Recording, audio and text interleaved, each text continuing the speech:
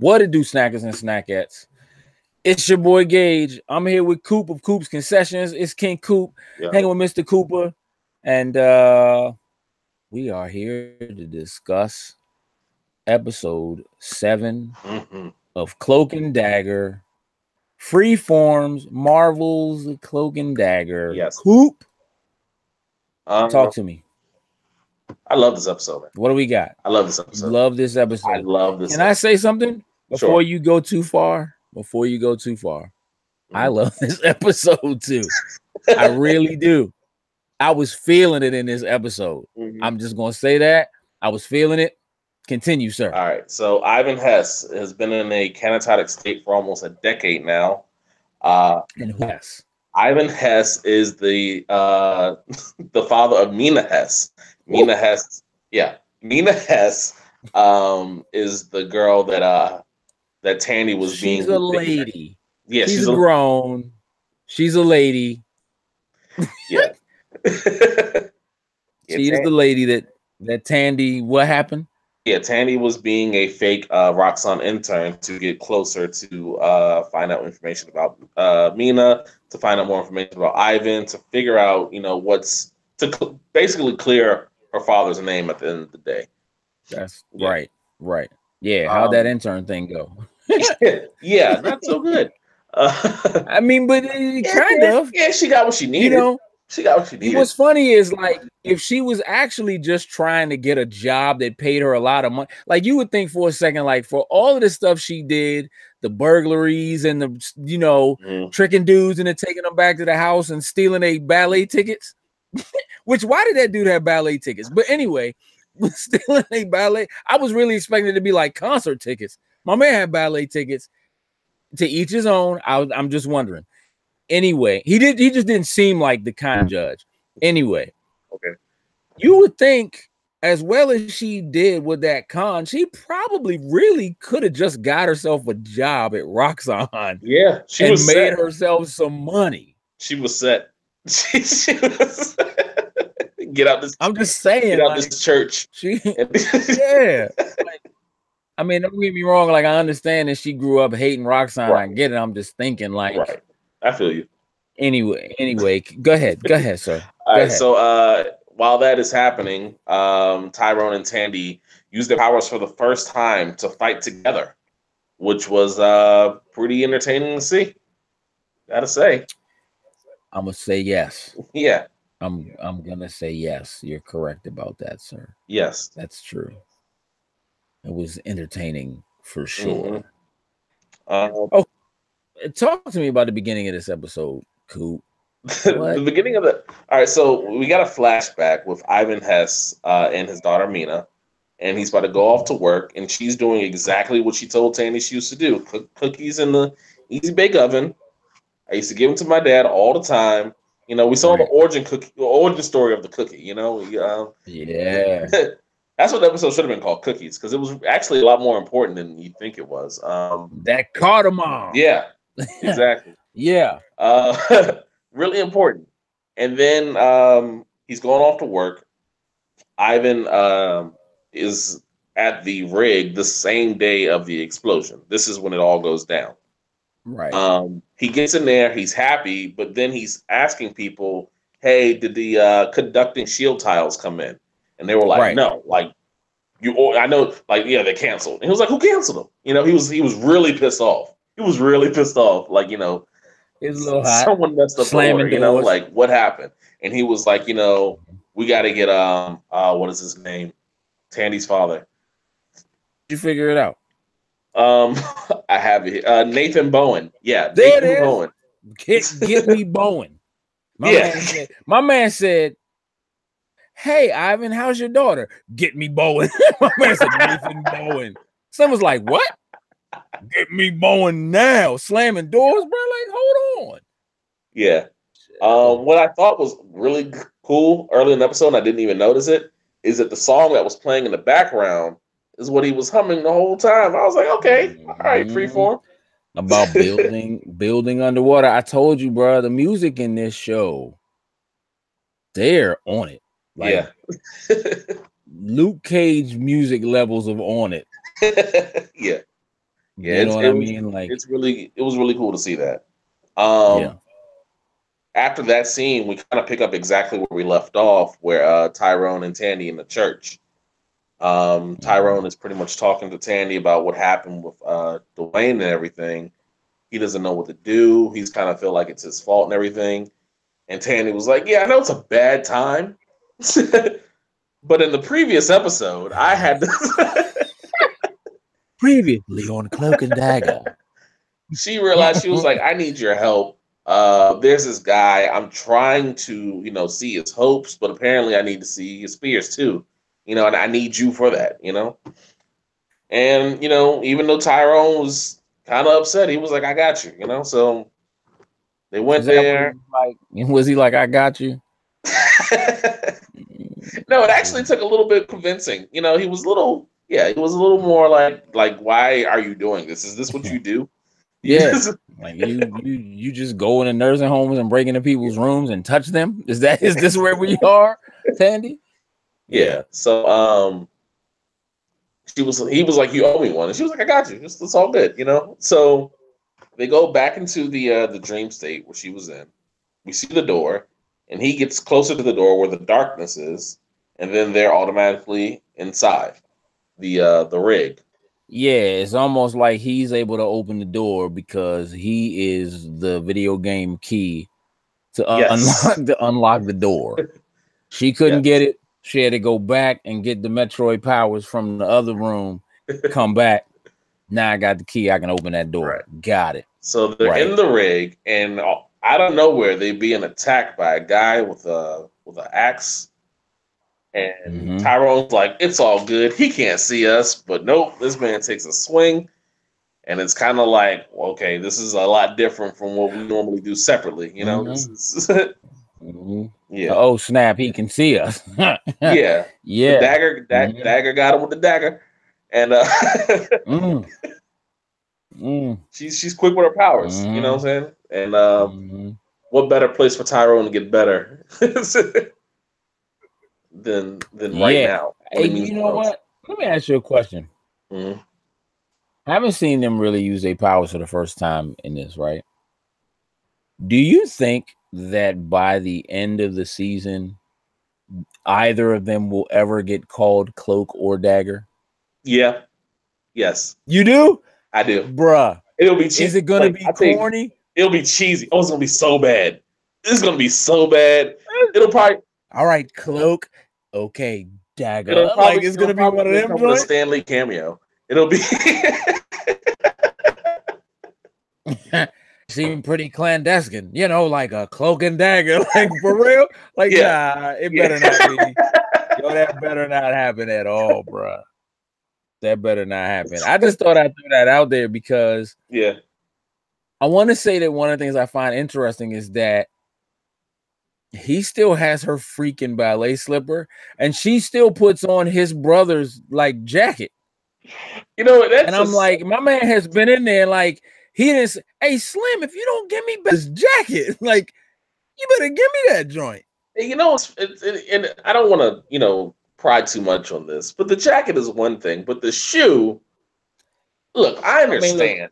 You don't give the shoe back. I mean, she can't fit the shoe, but the jacket. It's just one of those weird. I'm just thinking from my experience as a teenager. If it's one of the things that my parents go in my room and see, it's gonna be a lot of questions. A lot of questions that I probably wouldn't be able to answer. But it's hidden in a shoebox, which is where a ballet slipper belongs. It's hidden in a shoebox. I guess. What are you talking about? Nevertheless. I mean, look, they found the Bam on the beach. We don't even know how he got found when he was little. You know what I mean? Like, we know he woke up on the beach and he was by himself. There's probably a lot more to that story. And we may or may not ever get that, to be honest with you. So, but okay. They're in the rig, and then they find Ivan. Ivan's excited. He's like, "There's something different. There are people here. There's a change happening." And he doesn't even talk. And you can talk. You can talk, and you have names? I don't have a name. That whole thing was pretty interesting. And then you realize what's going on. Ivan is reliving the same moment of the explosion over and over and over again. The It was worst like Groundhog Day ever. It was like an Inception Groundhog Day show. Yep. Pretty awesome though, to be honest. I'm not gonna lie. He can't even remember how long he's been there or how many times it's actually happened. Right. And what he knows what he needs to do to get to the core room and shut off the valves, but he was like, I can't even get down there. Like it's not possible for me to do so. And of course he knows because he's been doing it over and over again, you know? Right. So he's tried every scenario, he's run it all in his head. Yeah. Yeah. So Tyrone and Tandy, they look around and they're trying to figure out what to do. This is when they go downstairs and they see these what Ivan describes as terrors, I believe he calls them. The people that are on the rig who are in this zombie state of whatever it is, you know? Anger. Like they're fear. like, yeah. I don't know. It's not fear. They're like, they just become like instantly aggressive, angry. Yeah, but he actually says it on. He says when the energy he calls them terrors. Yeah, he said when the energy is improperly released, or what it is they're in the rig for, when that energy is improperly released, it infects the person with pure fear and anyone they get encounter with. Which kind of makes sense in when the pipe cuts open and they touch each other and go crazy time. Yeah, I mean so basically what he did is he gives you a fake scientific reasoning for why Tyrone's powers exist. Yeah, pretty much. You know what I'm saying? Like that's exactly what it is. So that's what he did. And it doesn't necessarily explain Tandy's abilities, but it clearly means that he's been there long enough, even though he can't figure out how to get out. He's been there long enough to actually figure out, like, there has to be a reality to what actually happened there. That when that explosion happened, that's what happened to the people that were on the rig. So during the episode, they talk about, I think they said there were 20 bodies that got pulled off. And out of the 20 bodies that got pulled out of the rig, he's the only one that survived. He's the only person that was alive. Right? But it's totally possible that the other people on the rig killed each other. True. You know what like, it's just totally possible that that's what it is. And he just made it out without that happening by the time they got there, or whatever it was. But which makes it interesting in the dream state that Tandy had with the guy that's in charge of everything. Because remember, he was taking money out of people's pockets and everything. Yes. And then when he got to Ivan started shaking like he was still alive. Right. And then right. So and he's alive. Right. Yeah. Look, the fact that they were trying to quell whatever the work was that Tandy's dad was doing, that Nathan Bowen was doing, maybe because it would shed light. Like, there's a possibility that there are people that survived, that the bodies that got dragged off, and that there are people that are in this state or that have powers and or abilities similar to one of their powers or abilities, just based on the way things went, right? That there's something else going on there. But I think it's really interesting that the moments that they're in, as they actually have to deal with being stuck in that Groundhog Day with him, when like he knows everything is going to happen, but he doesn't know anything that you would think is something that would be important, but it's not like what his name is, you know what I mean? Or like that he has a daughter, or you know what I mean? Like, I'm sure that Flambe Man had a name at some point that he would have known what his actual name was. You know what I mean? Like when it starts and you see him walking on and he gets angry because he finds out that the tiles that were supposed to come didn't come, the heat shielding didn't come. He actually calls like Sam, he calls the one lady by name, you know what I mean? Like, so he knows these people. So it's it's been going on for so long. I mean, he's been in this state for 8 years. 8 years is a long time, right, to relive those moments over and over again. And for them, at this point, he seems to be okay with it, you know? no, he doesn't seem to be okay with it. He just seems to have accepted it. It's different. It's not the same thing. Accepting it and being okay with it, not the same thing. He's accepted the fact that he can't do anything about it. But he's not happy about being stuck there, basically giving up, because what he needs to do, he has managed to figure out is impossible. And you have to imagine that for the number of times he's run through the scenario over all those years of being in there, that for the first 100,000, whatever, he made an attempt to figure out what he probably had to run it enough times to try to figure out what he needed to do to try to stop it, then try to actually do it, and continuously fail at.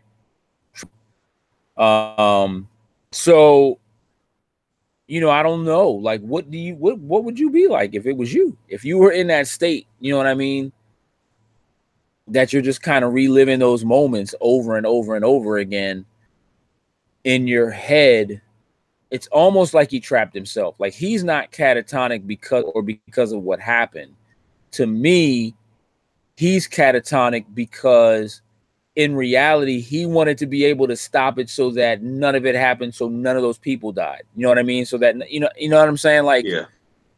To me, in his head, he's running a scenario over and over again to try to figure out what he could have done differently to prevent it from happening. Right. And he can't find a solution. That's why he's stuck that way. Why he's catatonic. Yeah. So what else you got? What you thinking? So Tandy and Tyrone, they go downstairs and they do their fight scene together when they take on the people, and then they go back upstairs and Tandy's trying to talk to Ivan this time. She's like, "Look, you got a daughter, and you used to work with my father, Nathan Bowen." But as soon as she said Nathan Bowen, he's like, "That's the dude that keeps calling all the time." He keeps calling. That dude, that phone keeps ringing. That guy keeps yelling at me, and I don't know why he's yelling at me. Yeah. But he keeps calling. Yeah. And then it sparked in her mind, like, oh, snap, my father's on the phone. Like, and then as soon as she found that out and she was on the phone, at that point, you're like, oh, Tyrone, you might be here for a while. No doubt. Yeah. You better call Tyrone instead of calling Tandy.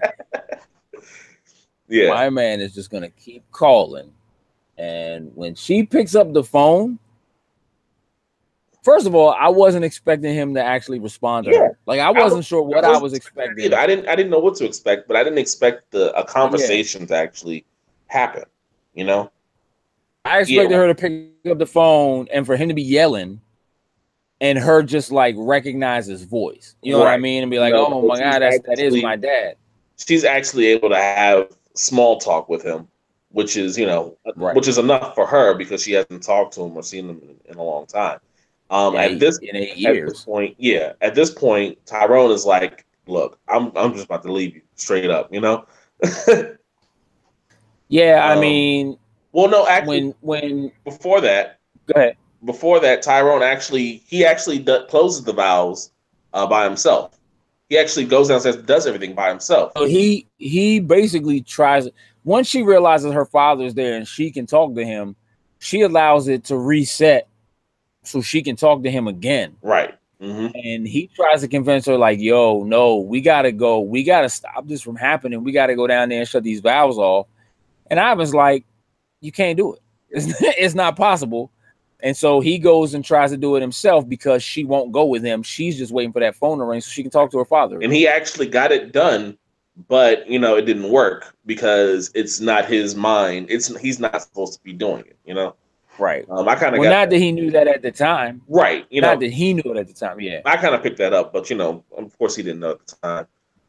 And then he went back to Tandy. He was like, look, I don't want to leave you here, but I'm about to leave you. And then she was like, nah, come on, we gotta go. You know what I mean? And she's like, nah. And he's like, nah, come on. Like, you gotta remember, like, it's almost like he should have pulled it like, you owe me one. You know what I mean? Like, come on, we gotta go. Yeah. And and I kind of knew that was an interesting moment. And she lied again. And she was like, well, just let go, And that's what she does. And one of the small but awesome parts in this episode was that when he let go, he was awake from the dream state or whatever, and he saw her mannequin style, just attached to Ivan's arm, and he couldn't touch her, and he was trying to move his arm, but she had that death grip on there, and it just was not going anywhere at all. Yeah. And he kind of felt bad. He was like, I can't leave her here. I got to go back in. He goes back in, and he said it. He said it. I should just leave you here. Yeah. He goes back in, and it's been 200 plus times where this moment has happened with Tandy by herself, to the point where her dagger skills are are pretty impressive. Listen. Talk to me about how she's in the Matrix training room, though.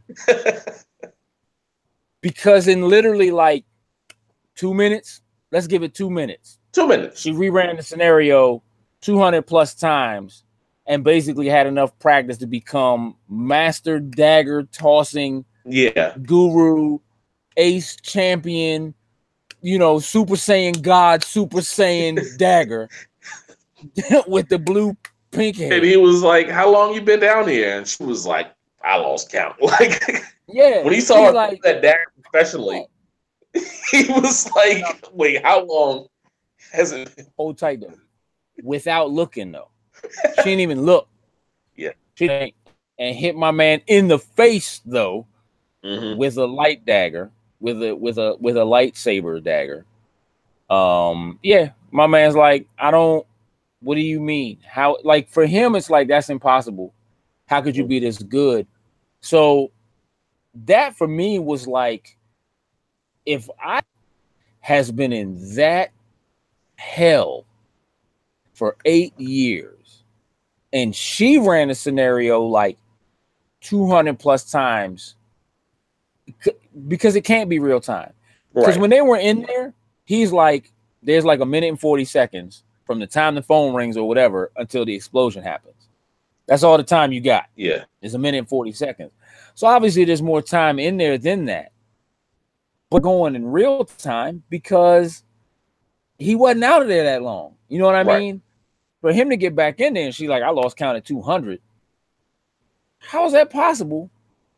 You know what I mean? Like, it's just, in that dream realm. Yeah, so he tries to he's still trying to talk her out of it, but he's just like, look, straight up, and he I think he hangs up the phone first. Yeah, I think he hangs the phone first, and that's when she was like, "What are you doing?" Like that is, I gotta wait for this thing to restart. Like in the hold tight. First of all, let me say how she looked at Slim like, did you not just see me put that dagger through Slim's head? I know my daddy. That's my daddy. Right. I know you ain't just hang up on my daddy. Yeah. That was, it was about to get really real, and then it did get real. It did get real. And he was like, all right, you want to talk to your father? Tell him about what was going on, how you're a drug addict, how you know. Yeah, no. We are not going to skip how she was literally chucking daggers at my man. Oh, yeah. Well, yeah, that's what started it. Listen, he hung up the phone. Scenario restarts. He ripped the cord out the wall. He's hot now. Oh, yeah, you know what I'm saying? That did happen first. You thought she was hot? He's hot. Hold tight. Didn't I just tell you? Don't talk to that dude no more. We got to get him out of here. You talk to him in front of me anyway? Nah, Slim. Let me tell you what was happening. An actual couple battle was happening right then and there. That was a straight up like, I'm chucking dishes at you. You pulling knives on me. Domestic dispute happening in the joint right now. Who is this dude that's so important? You got to talk to him on the phone. Why is he more important than me when I'm standing right here? You ain't gonna stop me from talking. I talk to whoever I want to. Oh, for real? Yank right out the wall, though, Slim, bruh. And she's chucking daggers through my man, and the only thing saving him is his powers. Once again, can't get shot. Right. That was important to me. That was important, right? Because it's almost like they're in a video game and friendly fire is turned off. She just can't hit the dude. Right. You know what I mean? Like, can't be hit. That's important. You know what I mean? Like, in the heat of battle, if something was going down, if for some reason he was trapped or something like that, it literally basically means she could like chuck a dagger at my man and it would go through him and hit the person behind him. You know what I mean? Like, there's some battle tactics being revealed here we don't want to sleep on. That's all I'm saying. but you're right. Yeah. Now, okay, let's tell your daddy something that only he would know. Let's ask him about that. Let's talk about that. Let's talk about him. Talk about you being a liar. Let's talk about you being a drug addict since he died. Let's talk about any of that kind of stuff. Straight up. And she's like, I feel like for a second she wasn't going to do it. Oh, yeah, like, yeah. I thought so. But he needed to give her that push for her to recognize, you know, he's like, look, I'm going to tell you what. You can answer the phone, but on one condition. Otherwise, I'm going to keep, because he straight up told her, I'm going to keep pulling that joint out of the wall. I'm going to keep hanging up. I'll stop doing it under one condition. If you ask him a question, only he would know. And for real, I was thinking to myself, like, what's she going to ask him? I wasn't sure what it was going to be. You know what I mean? Like, I was waiting for her to be like, what's my middle name? Or, which obviously he should know. You know what I mean? Or like, I don't know, something about her mom or something like that who we haven't seen in a number of episodes. Right. You know what I'm saying? That is true. I didn't even think about that. True. Yeah. And the question that she asked, I mean, I'm thinking he would know that though, because she's supposed to be in the car with me. This is a conversation that is supposed to be happening while she's in the car. This is the last phone call he was making when he went off the bridge. Right. So for her to ask him who's in the back seat right now, and him to be like, nope, nobody. Yeah. That was it. That was enough to snap her out of it, which was enough to tell her that Ivan needs that same kind of wake-up call to get him to come back. Yeah. And obviously he wouldn't know through Ivan's mind who's in the back seat. So I mean, it was a pretty decent question to ask. But yeah, then she pointed out the cookie, because in the start of every scenario, he smells the cookie first, you know? And then she straight up asked, when she snapped out of it, she asked him, she was like, how do you even think you got that cookie, you know? Right. I don't have a daughter. What are you talking about? Yeah. Yeah. How you think you got it? Your daughter made it. And then, of course, it was the secret ingredient. Yeah, which was pretty slick. I like how they did that. I didn't think that was important, but I saw it coming a mile away. I saw it coming a mile away. I knew that was what it was going to be. I just didn't know how they were going to implement it, but I knew that was going to be important because they made such a big deal out of it in the episode prior. Right. And then they showed her making them and giving them to him when he left, and he's supposed to figure out what the secret ingredient was. She wouldn't tell him. And that, you know, I kind of wasn't like a disappointing thing. Like, I wasn't like, of course, you know, whatever. But yeah, you know, but as soon as Ivan snaps out of it, he's like, you know, okay, I need to see my daughter, but how do we get out of here? I can't get out of here. And she was like, well, you got us now. You know what I'm saying?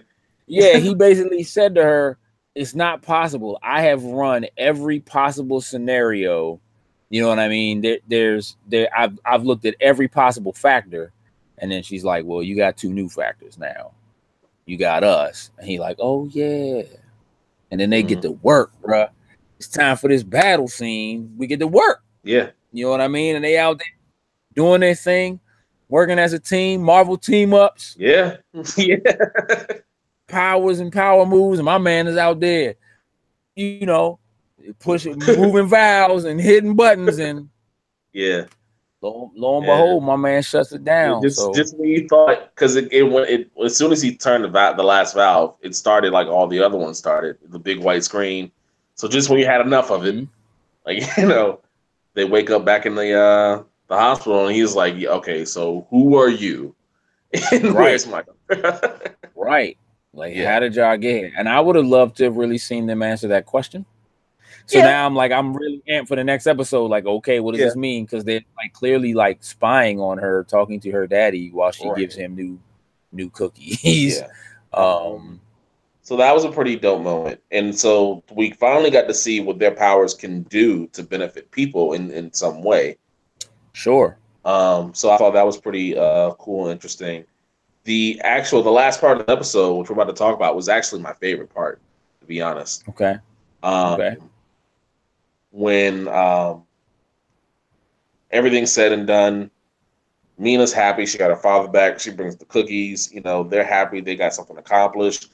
That's the song is still playing in the background.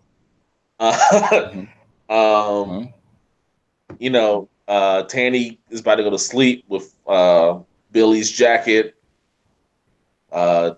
Tyrone still rocking my man's jacket though. Tyrone goes in the closet in the shoebox, and instead of the shoe, he pulls out the tape recorder. You know, right. So this is an important moment, and before you really get to this, I want to say that I like the way they set this up because very much so. Yeah, I really like this one.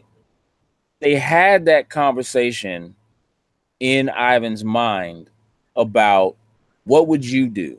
What if it was your brother's voice that you were hearing? Right. You know, and him being like, you know what, I don't know. But then also, you know, it felt like a really honest moment of being like, to be honest, I don't even really remember what he sounds like. You know what I mean? Like I was 6, like I don't even remember what he sounds like, and I don't know if I would recognize him. Phone, and it was him. I don't even know if I would know it was him. Which to a certain extent, like in that moment, almost seemed like it was going to be enough to snap her out of it. You know what I mean? Like to kind of like, yeah, I'm not the only person who lost somebody, and I'm not, you know, whatever. It's not like she's talking to somebody who didn't lose someone, literally, and due to the same scenario or whatever. Because this was the first time that, as far as I can recall, that it came out that like he actually says to her on the rig that caused the cop to shoot my brother, right? Because, and that's kind of one of the things that's bothered me. I haven't really spoken on it, but it's kind of one of the things that's bothered me throughout the season so far, is that in all of it, it makes it seem like Connor shot his brother on purpose. Yeah. You know what I'm saying? Yeah. Sure, it was hidden and he didn't take responsibility for it, and the police force acted like it didn't happen, and he got treated like he was crazy as a little kid or whatever.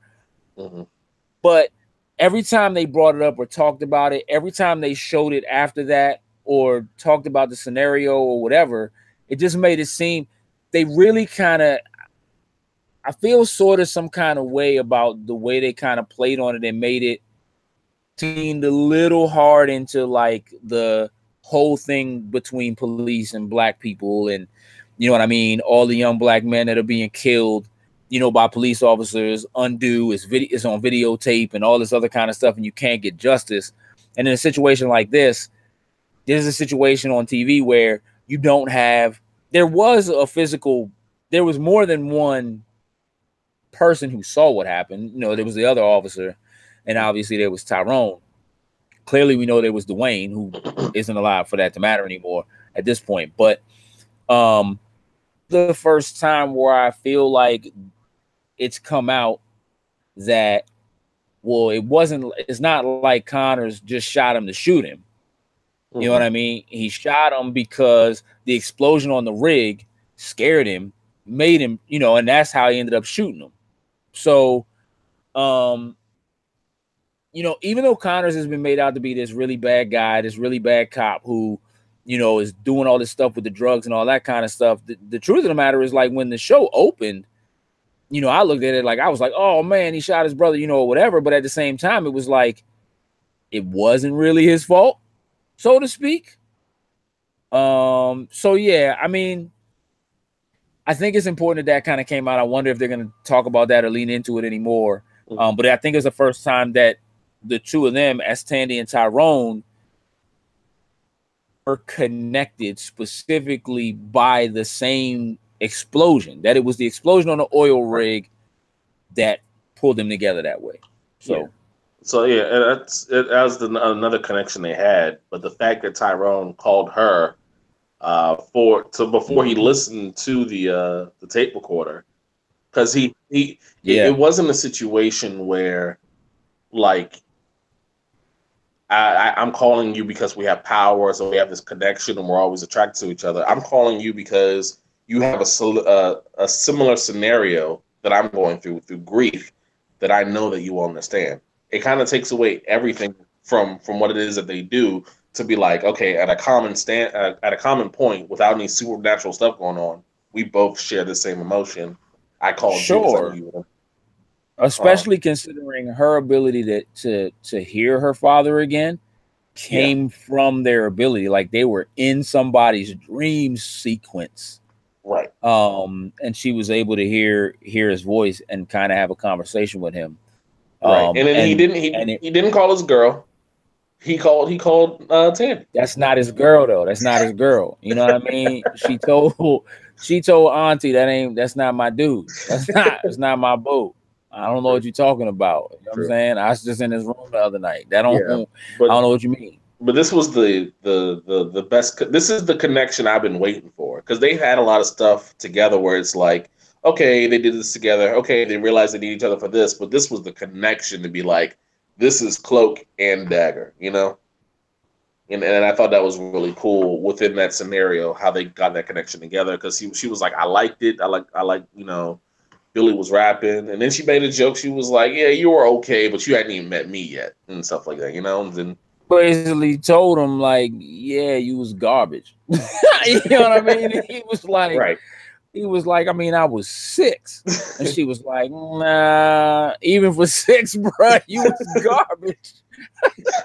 You know what I mean? And he's like, you know, then she was like, "Nah, it was just because you hadn't met me yet." Like I was waiting for him to be like, "Oh, go ahead, spit though." You know what I'm saying? Like, I got these beats, yeah. But then she was like, "Play it again," and I'm thinking, "Oh, the beat gonna start. She about to give this man some bars." No. Yeah, I thought Dagger has no bars. I thought that was pretty dope. So yeah, I really enjoyed this episode. Favorite one so far. Yeah, I mean, like from episode to episode, have they grown on you from episode to episode, or was there an episode that you liked more than other? Like, to me, each episode I've liked a little bit more, but this episode I think was far better than like the previous episode. Yeah, I was waiting for like the connection to catch up, and you know, things to happen shortly. But this was the episode where it's like, this is Cloak and Dagger. Like, you know, that you see why. Yeah, you see why there's a show almost now. You know, you see why there's a connection. You know. So where do you think it goes from here? I mean, okay, Mina's got her father back. Mm-hmm. So what does that mean for Roxanne, right? Because if this dude is aware that there was some shenanigans, you know what I mean? Or when he finds out, like if Tandy is able to show him all the something, so what is Roxanne getting ready to try to do to my man to shut him down for the corporation? So obviously they're gonna know that he's awake sooner than later. You know what I mean? Or slide him a check or some hush check. You know, he's gonna be ready to. I mean, look, they got to be ready to go in there and be like, "Oh, so what do you remember?" You know what I mean? Like, you know, when he starts asking questions like, "What happened to so and so? Did they make it?" Nah, dog, they ain't make it. What happened to so and so? Did they make it? Nah, dog. Well, where's Nathan? You know what I'm saying? Where's Bowen? Yeah, nah, he ain't make it. You know what I mean, or whatever. Like, there's still a lot to be seen from there. And then, of course, you know, Voodoo Auntie wasn't in this episode at all. Right. And the scenes they showed from last episode, it seems like Cloak is all out Cloak. And the next episode, he actually puts on a cloak. It seems like, I can only show you, like, you only see it to believe it. Like, he told everybody about his powers. I mean, previews can be really misguiding, but who's to say? They've been pretty on point generally so far. I mean, optimistic, bro. We only got a couple episodes left, so yeah, I'm curious to see. I'm not only curious to see like where it goes to the end of this season, but where do you go from here to continue the series to thrive? to continue into the next episode. But I mean, you know what's crazy is like, I mean, you can't take down Roxanne, so clearly that's not that can't be where we go, right? Like, you have to imagine that they're prepared to let after episode 10 to move into a season 2. So it's like really, it's kind of like, well, what are they doing in season 2 and why? Right. You know what I mean? It doesn't just become, hey, we figure people if we work together, and I'm wondering whether or not they'll figure out or find a way to like actually touch each other and or interact. The other thing is, maybe I just missed it, but I sort of remember O'Reilly going in and pressing out Tandy's old boyfriend for information, and I don't know what happened to him. Yeah, he just went back to jail because it was like turkey night or something, right? Or yeah, chicken. like, you know what I mean? Like, I was expecting that maybe he was going to give her whereabouts. Like, I was expecting O'Reilly or somebody to show up at the church because, you know, he knew she was staying at the church, even though she didn't know. He knew that she was staying at the church, even though she's the best spy ever, which is what it's supposed to be because of Cloak and Dagger. But, yeah, so I'm just interested to see where that whole scenario goes and what happens with the whole, oh, snap, she shot Dwayne thing. And, you know, her closing in on Connor's really being the head guy in this whole ring, you know, whatever. So there's a lot. There are a lot of things to tie up in like 3 episodes. So I'm a little concerned about that, but we'll see what happens. Yeah, I'm optimistic. So can we wrap it up? We feel good? Yeah, I feel good about this one. Not to say I can't wait for it to be over, you know, because I definitely want more episodes. But you know, I'm just curious to see what the last episode has entail at this point. Right. Well, we got to go through the next 2 before we get to the last episode. So yeah, you know, pace yourself, young sir. Okay, so ladies and gentlemen, thank you so much for tuning in and listening to us talk. Not so much wax poetic, but talk about this episode and let you know how we felt and so forth. Make sure you hit that ding-a-ling bell, hit the subscribe button if you haven't done that already. Give us a thumbs up if you like the episode. Don't forget to leave us a comment. Let us know what you thought about the episode, where you think it's going to go in the next few episodes. You know, we really would love to hear your feedback or read your feedback. I guess I'll read it out loud and then I'll hear your feedback. I'll read it out loud. That's how we'll do it. We'll read it to each other. And you know, look, from there, make sure that because you hit that notification bell when you see us, you know, put another video up and it's an interview for somebody that's working in the comic industry or something like that, that you know you're doing the same thing, and share it with people. We want to meet more people, right, Coop?